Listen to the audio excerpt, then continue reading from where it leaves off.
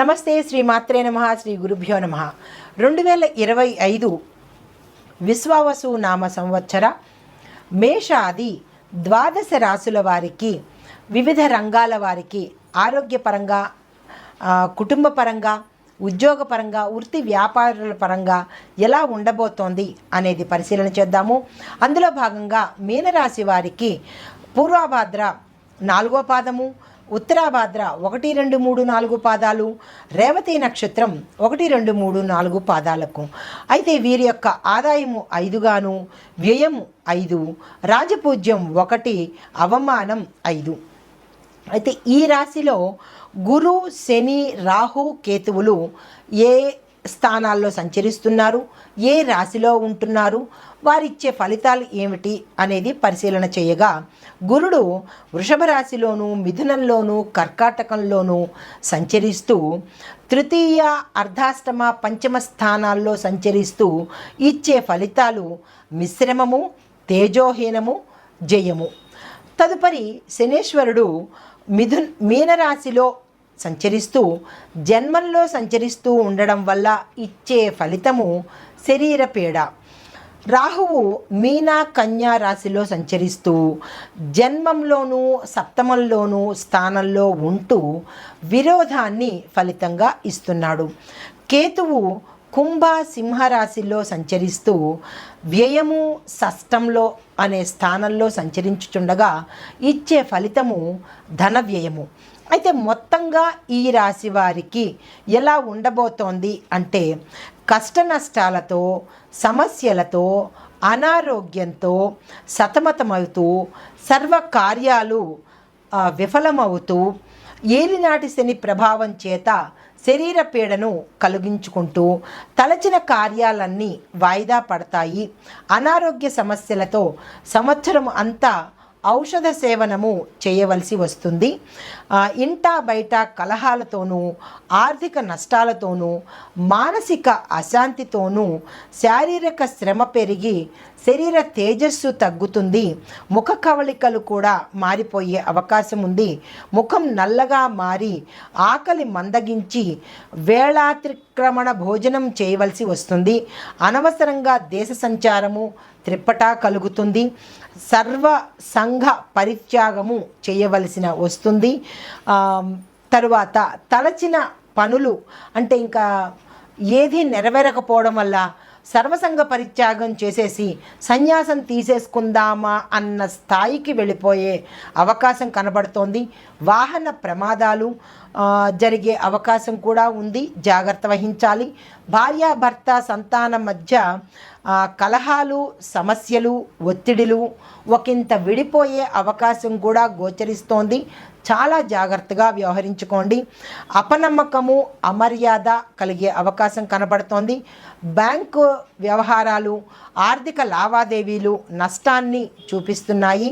తరువాత పోలీసు కేసులు, కోర్టు కేసులు మీ మీద పడి వ్యతిరేక భావన ఒకంత సమస్యలు సృష్టించే అవకాశం కనబడుతోంది. శుభకార్యాలు, వివాహము, సంతానము ఇలాంటి కార్యక్రమాలన్నీ వాయిదా పడే అవకాశం కనబడుతోంది. అపోహలు పెరిగిపోతాయి. భూమి, గృహ నిర్మాణాలు కనుక ఏమైనా చేపట్టి ఉంటే అవి ఆగిపోయే అవకాశము, ఒకంత చేయకుండా ఉండే అవకాశం కూడా కనపడుతోంది. ప్రభుత్వ అధికారుల వల్ల వారిని దూషించే నెపంతో మీ మీద కేసులు పడే అవకాశం కనపడుతోంది.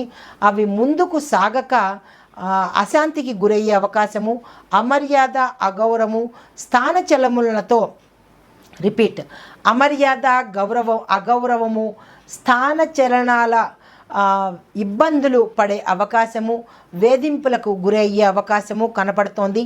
మోసపోయే అవకాశము, అభిప్రాయ భేదాలు, పురోగతి అనేది ఇప్పుడు వీరికి ఎలా ఉండబోతోందంటే 10% మాత్రమే ఫలితాలు, 10% మాత్రమే మంచి ఫలితాలు, 90% మిశ్రమ ఫలితాలుగా గోచరిస్తోంది.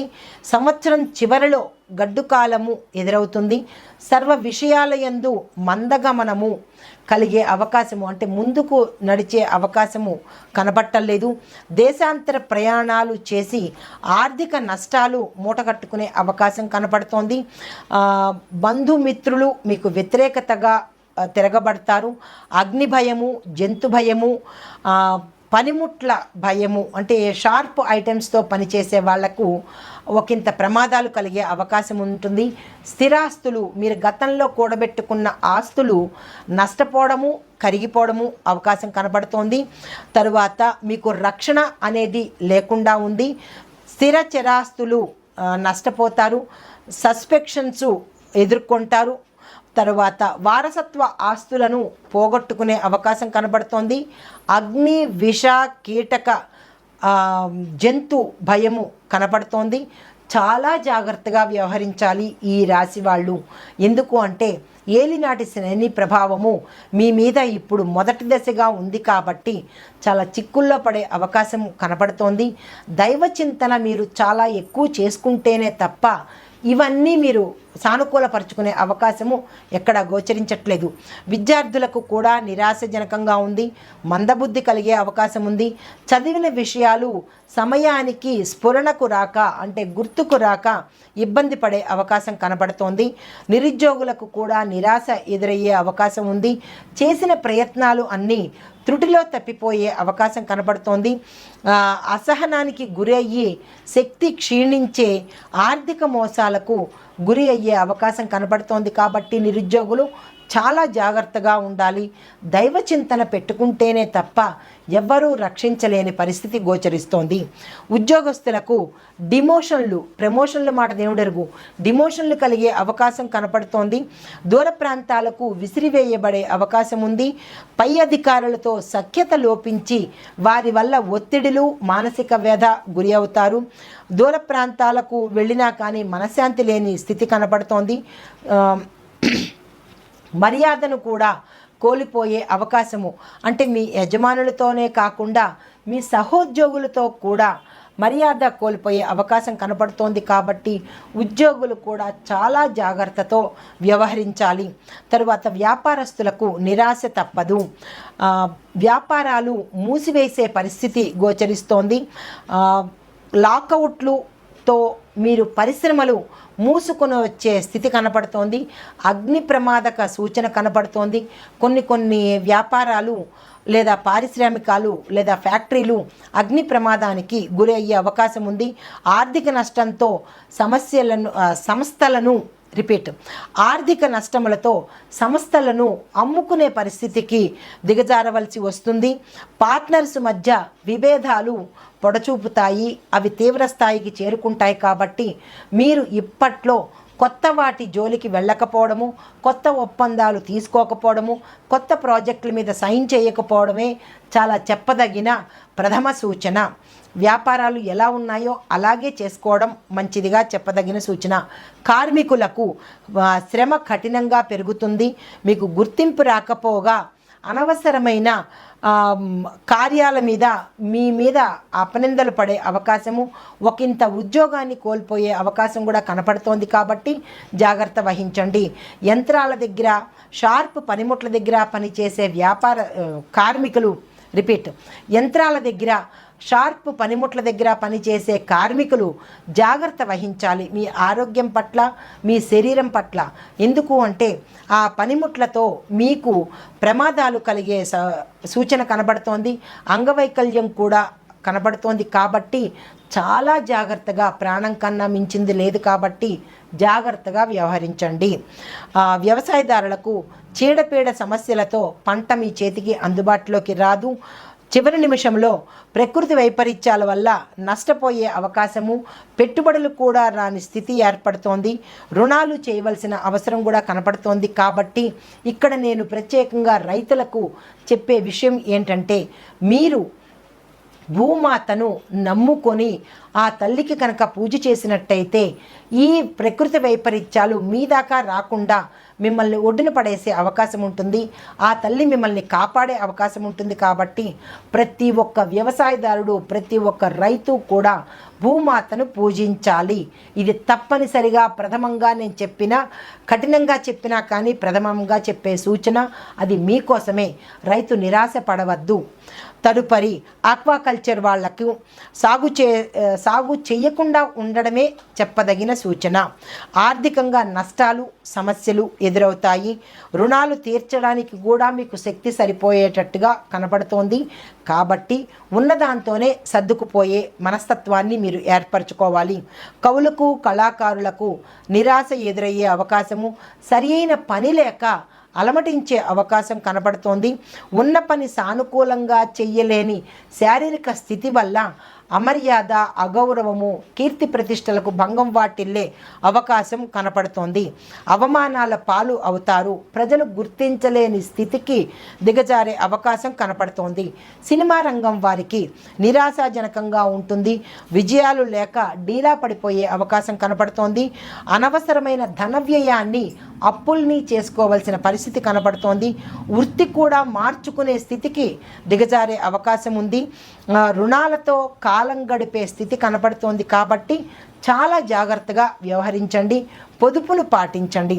తదుపరి రాజకీయ నాయకులకు అత్యంత దయనీయమైన స్థితి, అత్యంత దీనావస్థ కాలము కాబట్టి చాలా జాగ్రత్తగా ఉండాలి. అపోహలతో కాలం గడుపుతారు. రాజీనామాలు కూడా చేయవలసిన అగత్యము ఏర్పడే అవకాశం కనపడుతోంది. శత్రువర్గాల దాడికి తట్టుకోలేక మీరు పదవిని కూడా త్యాగం చేసే అవకాశం కనపడుతోంది. ఎందువల్ల అంటే గతంలో మీరు ప్రజలకు ఇచ్చిన మాట నిలబెట్టుకోలేకపోవడమో, మీ పదవికి అన్యాయం చెయ్యడమో, ఇలాంటి చిన్న చిన్న పనులు ఏముందులే అనుకుని చేసే పనుల వల్ల ఆ ఫలితాన్ని ఇప్పుడు మీరు అనుభవించవలసి వస్తోంది. కాబట్టి ఇకనైనా చాలా జాగ్రత్తగా సమన్వయంతో వ్యవహరించినట్టయితే కనుక ఈ ఉన్న పదవినైనా నిలుపుకునే అవకాశం కనబడుతోంది. రాజకీయ నాయకులు చాలా జాగ్రత్తగా వ్యవహరించాలి. తదుపరి ఎన్ఆర్ఐలకు ఇది పూర్తిగా వ్యతిరేకమైన కాలము. మీరు అబ్రాడ్లో ఉండి ఉద్యోగం చేసి ఇక్కడికి వచ్చేసే పరిస్థితి గోచరిస్తోంది. అక్కడ మీరు పారదర్శకతతో, అంటే మీరు చేసే పని ట్రాన్స్పరెంట్తో చెయ్యకపోవడం వల్ల ఎవరు చూస్తారులే, ఎవరు కనిపెడతారులే అని మీరు నిర్లక్ష్య ధోరణి అవలంబించి చేసిన పనులకు ఇప్పుడు మీరు సమాధానం చెప్పుకోవాల్సిన పరిస్థితి ఏర్పడింది. నా ఉద్యోగం నష్టం పోయి మీరు మళ్ళా మీ దేశానికి తిరిగి వచ్చే అవకాశం కనపడుతోంది. తిరిగి వెళ్ళే అవకాశము ఇప్పట్లో గోచరించట్లేదు. చాలా జాగ్రత్తగా వ్యవహరించండి ఎన్ఆర్ఐలు. స్పెక్యులేషన్ వ్యాపారము అస్సలు లాభించదు.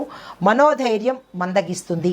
ఇది ఈ రాశి వారికి చెప్పదగిన రాశి ఫలితాలు. అయితే పరిహారాలు సూచనలతో శనేశ్వరుడికి, గురువుకి, రాహు, కేతు, రవికి జపాలు చేయించడం కానీ, దాన ధర్మాలు ఇవ్వడం కానీ చేసినట్టయితే మీకు ఉండే 98% ఇందాక మనం అనుకున్నట్టుగా ఎక్కువ శాతము నష్టాలే ఉన్నాయి. కాబట్టి వాటిని మీరు సానుకూలపరుచుకునే అవకాశం కనబడుతోంది.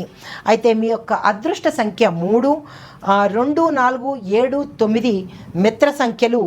ప్రతి నెల మీరు 3, 12, 21, 31 తేదీలు ఉపయోగించుకోండి. అవి మంచి తేదీలు. ఆది, సోమ, గురువారాలు మీకు కలిసి వచ్చే వారాలు. ఈ పరిహారాలను పాటించుకుంటూ ఆ గ్రహాల యొక్క అనుగ్రహాన్ని మీరు పొందండి.